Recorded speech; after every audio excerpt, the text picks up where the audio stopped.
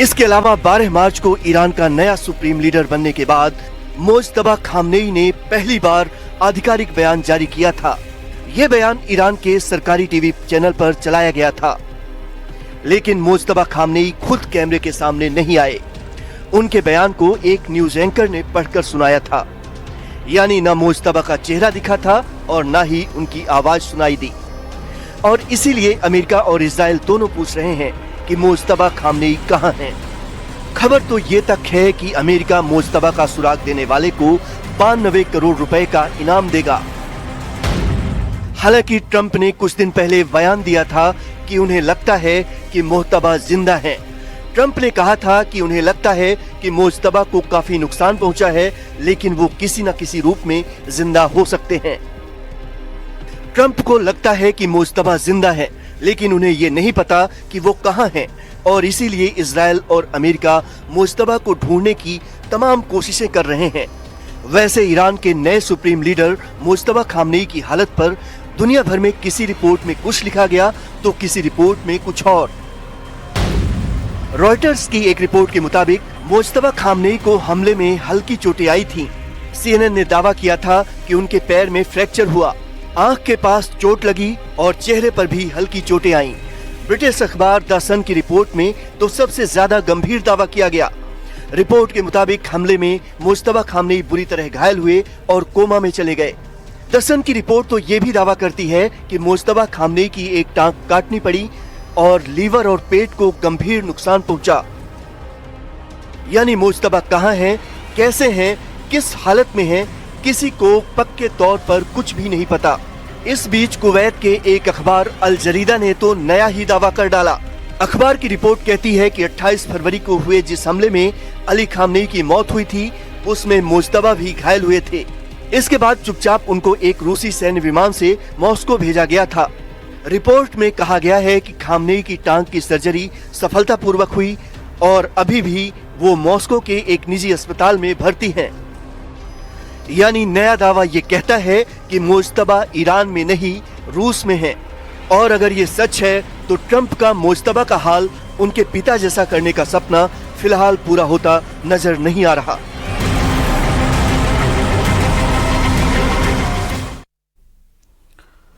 तो ईरान का ये दावा है कि अमेरिका और इजराइल मिलकर के उसके खिलाफ एक खतरनाक साजिश रच रहे हैं। ईरान का आरोप है कि उसके शायद ड्रोन की नकल करके एक नया ड्रोन ल्यूकास बनाया गया और अमेरिका इजराइल इसी ड्रोन से हमले करके दोष ईरान पर मढ़ने की कोशिश कर रहे हैं। ईरान के मुताबिक इस ऑपरेशन का मकसद पूरे क्षेत्र में ईरान को बदनाम करना और पड़ोसी देशों से उसके रिश्तों को बिगाड़ना है।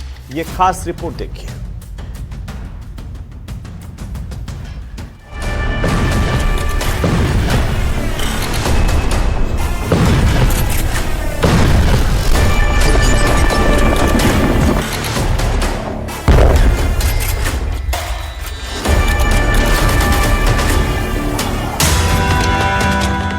ल्यूकास ड्रोन पर मिडिल ईस्ट में बवाल।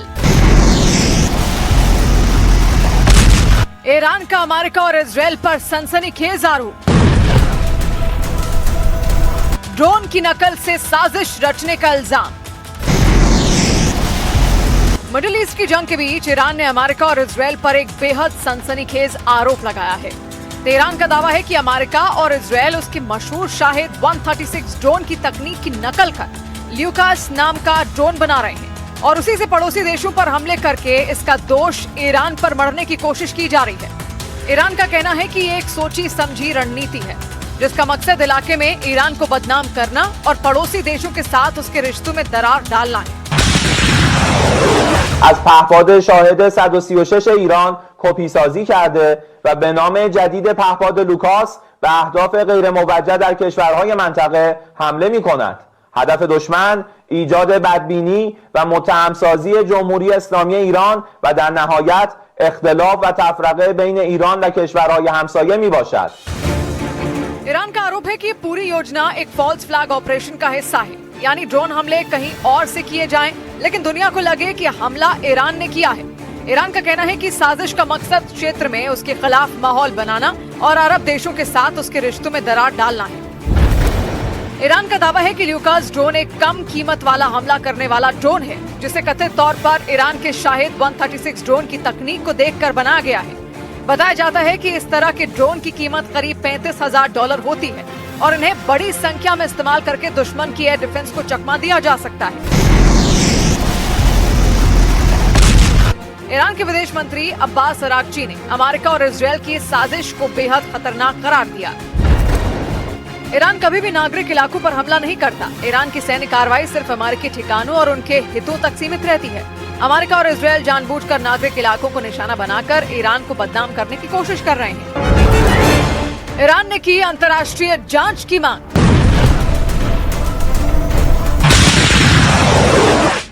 ईरान ने इस पूरे मामले की जांच के लिए एक संयुक्त अंतर्राष्ट्रीय जांच समिति बनाने का प्रस्ताव भी दिया है। तेहरान का कहना है कि अगर निष्पक्ष जांच होती है तो दुनिया के सामने सच्चाई आ जाएगी कि इन हमलों के पीछे असली ताकत कौन है। ईरान के इन आरोपों ने मिडिल ईस्ट की जंग को और रहस्यमयी बना दिया है। अब सवाल यह है कि क्या वाकई ड्रोन की नकल करके ईरान को फंसाने की साजिश हो रही है या फिर ये जंग का नया प्रोपेगेंडा है? क्योंकि अगर ये आरोप सच साबित होते हैं तो ये सिर्फ सैन्य टकराव नहीं बल्कि जासूसी और रणनीतिक धोखे की भी बड़ी कहानी साबित होंगे।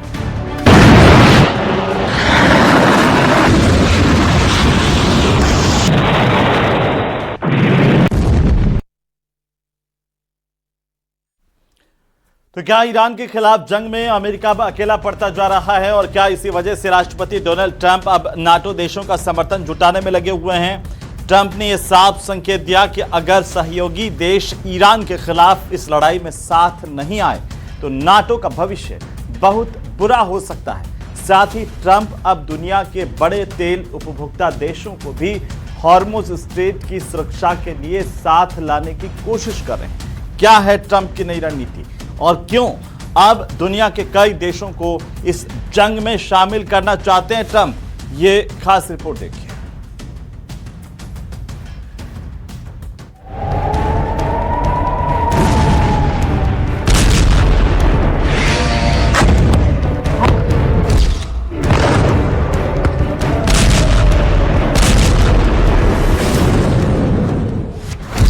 क्या ईरान जंग में अमेरिका हो रहा है कमजोर?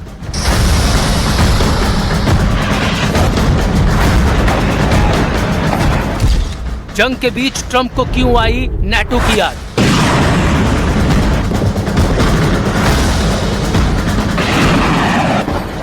ईरान के साथ बढ़ते सैन्य टकराव के बीच अमेरिका अब अपने सहयोगियों का समर्थन जुटाने में लगा है। अमेरिकी राष्ट्रपति डोनाल्ड ट्रंप ने साफ संकेत दिया है कि अगर नाटो देश इस लड़ाई में अमेरिका का साथ नहीं देते तो गठबंधन का भविष्य मुश्किल में पड़ सकता है। ट्रंप ने चेतावनी भरे लहजे में कहा कि नाटो देशों को समझना होगा कि अगर अमेरिका उनकी सुरक्षा के लिए खड़ा रहता है तो इस संकट में उन्हें भी अमेरिका का साथ देना चाहिए। नाटो को ट्रंप का अल्टीमेटम। ट्रंप ने कहा कि अगर नाटो देश इस संघर्ष में अमेरिका का समर्थन नहीं करते तो नाटो के लिए भविष्य बहुत बुरा हो सकता है।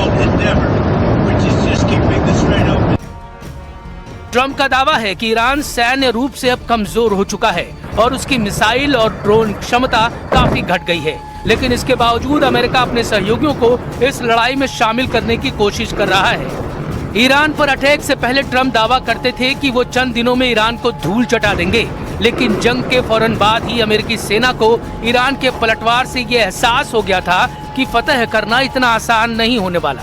तभी 28 फरवरी से चल रही ये जंग अभी तक बारूदी धुएं से सराबोर है। अमेरिका के 34 करोड़ रुपए की मिसाइलें ईरान के 14 लाख के ड्रोन से तबाह होती नजर आई। अंजाम ये रहा कि पश्चिम एशिया में न सिर्फ अमेरिकी सैन्य ठिकानों पर हमले हुए बल्कि अमेरिका का सबसे महंगा डिफेंस सिस्टम पैट्रियट भी कुछ देशों में तबाह किए जाने का दावा किया गया। शायद यही वजह है कि अमेरिकी राष्ट्रपति नेटो देशों को मदद के लिए पुकार रहे हैं। जाहिर है अगर नेटो देश अमेरिका की मदद नहीं करेंगे तो उन्हें ट्रंप के गुस्से का शिकार भी होना पड़ेगा। तेल का रास्ता दुनिया की चिंता, अमेरिका की 7 देशों को साथ लाने की कोशिश। ईरान के साथ जारी तनाव के चलते पूरी दुनिया की नजर अब पश्चिम एशिया पर टिकी है। अमेरिका चाहता है कि इस संघर्ष में उसके सहयोगी देश सिर्फ बयानबाजी तक सीमित न रहें बल्कि रणनीतिक सहयोग भी दें। ईरान के खिलाफ अमेरिका और इजराइल की जंग का सबसे बड़ा मोर्चा है दुनिया का सबसे अहम तेल मार्ग straight of Hormuz. Hormuz strait से होकर दुनिया के बड़े हिस्से में तेल की सप्लाई होती है। ईरान अमेरिका तनाव के बीच इस समुद्री रास्ते पर खतरा मंडरा रहा है, जिससे वैश्विक ऊर्जा संकट की आशंका बढ़ गई है। इसी वजह से ट्रंप अब एक अंतर्राष्ट्रीय गठबंधन बनाने की कोशिश कर रहे हैं जो इस समुद्री रास्ते की सुरक्षा कर सके। अमेरिका इस मिशन में जिन देशों से बातचीत कर रहा है उनमें चीन, फ्रांस, जापान, साउथ कोरिया और यूनाइटेड किंगडम जैसे देश शामिल हैं। ट्रंप का कहना है कि जो देश इस समुद्री मार्ग से तेल का फायदा उठाते हैं उन्हें इसकी सुरक्षा में भी भूमिका निभानी चाहिए। ट्रंप ने खास तौर पर चीन का नाम लेते हुए कहा कि चीन को भी स्ट्रेट ऑफ हॉर्मुज की सुरक्षा के लिए आगे आना चाहिए, क्योंकि उसका करीब 90% तेल इसी रास्ते से गुजरता है। तेल की जंग में महाशक्तियों की एंट्री। ऐसे में सवाल उठ रहा है कि क्या ईरान के खिलाफ ये जंग अब सिर्फ अमेरिका और ईरान तक सीमित नहीं रहेगी? क्या हॉर्मुज स्ट्रेट की सुरक्षा के नाम पर अब कई देश इस संघर्ष में शामिल होने जा रहे हैं? क्योंकि अगर ये अहम समुद्री मार्ग लंबे समय तक प्रभावित होता है तो इसका असर पूरी दुनिया की अर्थव्यवस्था और ऊर्जा आपूर्ति पर पड़ने जा रहा है।